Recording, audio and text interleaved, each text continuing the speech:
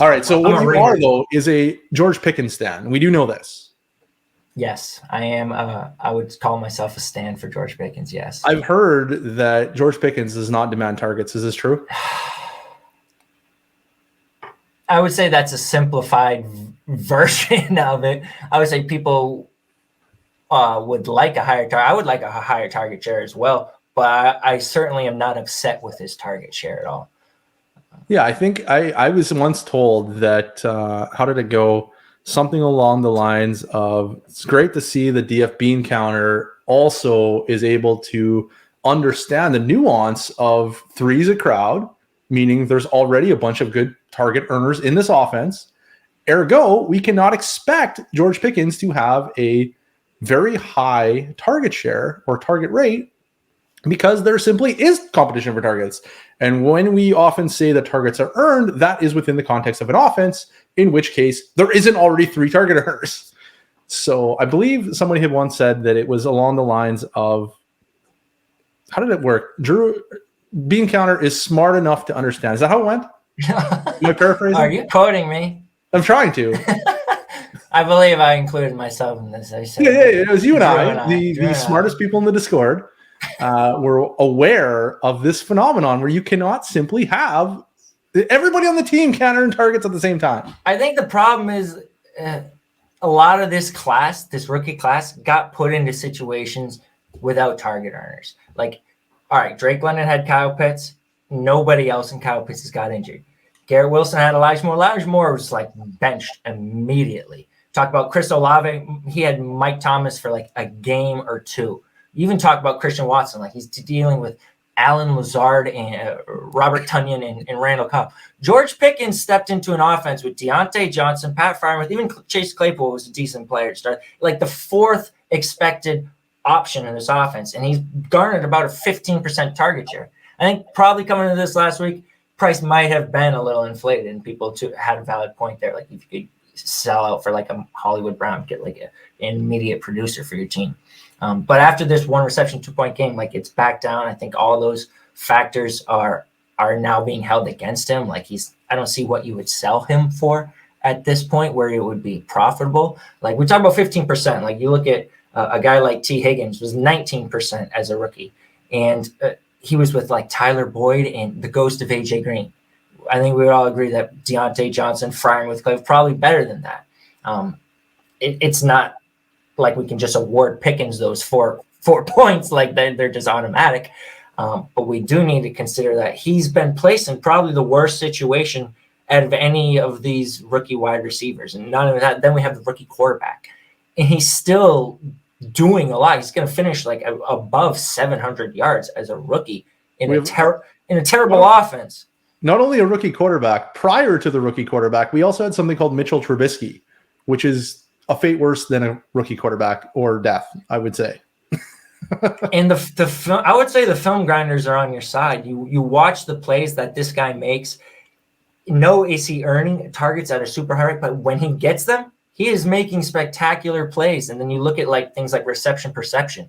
He is running. They're asking him to run almost 30% go routes. Like he's not running high demand target routes right now. But then you look at the chart, he's green, like everything except I think the corner might be yellow, but it's green and one yellow. So he's running these other routes with success. He can do it. And then we just talk about the college profile, all those things. He's the true freshman breakout, early declare after 3 years. This is an SEC performer as well. Yeah. Second round pick.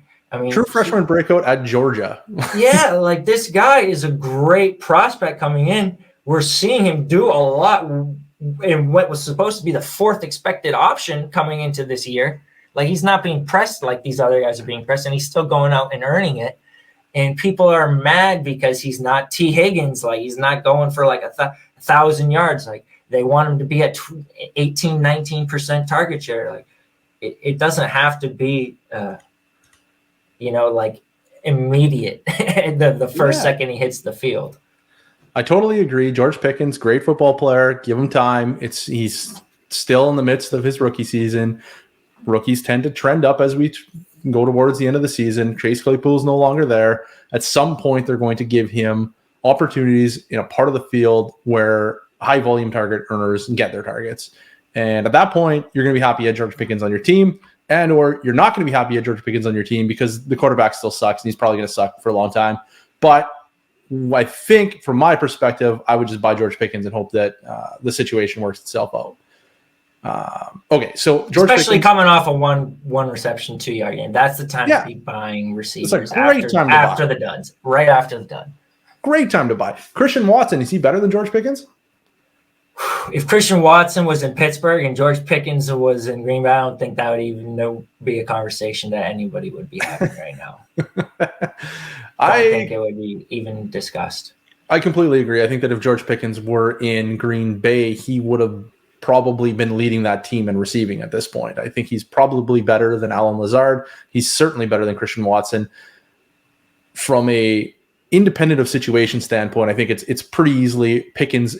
From my perspective, I think reception perception probably agrees. They probably would have Watson pretty much running exclusively one type of route, I would think. And I don't know if he was good at it. I presume he is. He scored a lot of touchdowns. But we are not dealing with independent of situation. So dependent of situation, we're expecting fantasy points from these players. Where are you ranking Watson in relation to Pickens and from a dynasty landscape? At this point, I don't think that's a question either.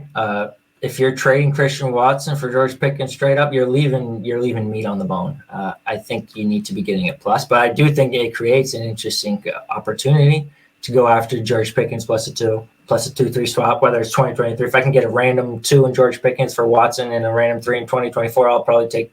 I shouldn't say probably. I will definitely take George Pickens in the 2 as well. But yeah, I think at this point you should not be trading Watson for Pickens straight up. I think there are better ways to gain value than to just take the less valuable player right now when Christian Watson's a hot commodity. Yeah, I just checked. Fantasy Calc actually has Pickens still like 200 points higher than Christian Watson, which I'm pretty shocked by. I feel like we give that there too. That might update a little bit more. I was going to say, I feel like the game just happened yesterday, though. Yeah, coming off of the again, and that's one reception game. Yeah, especially when Watson went for. Was he have 2 touchdowns again this week? Yeah, but I think we do at a certain point we have to give the dude credit for he's not scoring long touchdowns just completely accidentally. He's taking these plays and he's legit fast as fuck.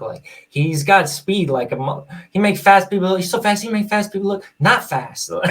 He's got a legit something you can't teach, and that's going to keep him relevant at least in some form or another going forward. So I'm somewhat bought. I wouldn't say somewhat bought in because I still think he's a little bit overvalued, but I certainly don't feel like he's a must sell like before after the first 2 when it was just basically touchdowns. Now it's. At a certain point, it becomes a trend. All right, this guy's scoring a lot of touchdowns. He might be pretty decent as well. Yeah, I think he's also had 20% targets the last 2 or 3 weeks in a row. Kind of since he got back in the lineup, he's been getting some serious, well, not serious, but solid targets for a rookie for sure. His first several games were less inspiring, but lately it's been very impressive. But the thing is, we also saw that with Romeo Dubs. So it's that's where you get the concern. Aaron Rodgers is an elevator. You give him shit and he's gonna turn it into a diamond. He just can make chicken salad out of chicken shit. So, and not to call Christian Watson chicken shit, but there's definitely a factor, and we don't know what's Jordan Love is going to be long term. So I think while he's hot with Rodgers, strike while the iron is hot. This is a good time to be exploring, especially if you can get a similar wide receiver and a plus a 2, an Ayuk plus a 2. Give me Ayuk in the 2, easily. If you can get another wide receiver in that tier with some capital on top, this is probably the time to be moving him, I think. Christian Watson actually reminds me a lot of early career Martavis Bryant. They have very similar athletic builds. Watson 6'4", 208, around a 4.36 with a 95th percentile burst score, moderate 11 or 61st percentile agility, huge catch radius. Martavis Bryant basically the same, 6'4", 211, ran a 4.42, 84th percentile burst score, mediocre agility score, through the roof, catch radius. Both guys are like 95th plus percentile catch radius because they're huge and fast. And then Martavis Bryant basically didn't do anything in college. He played at Clemson. He played with some pretty good players at Clemson. He did have some off the field issues too, though. So that's a hard judgment to make. He had some off the field issues. There are not a lot of players who comp. Like it's hard to find players that Christian Watson looks like who are for sure. And then successful at a super high level right now in the NFL. I believe Martavis also came into the NFL and just like scored a bunch of touchdowns. He had 8 touchdowns as a rookie on a 12.7% target share, like just a freak touchdown score. And I'm a little bit skeptical that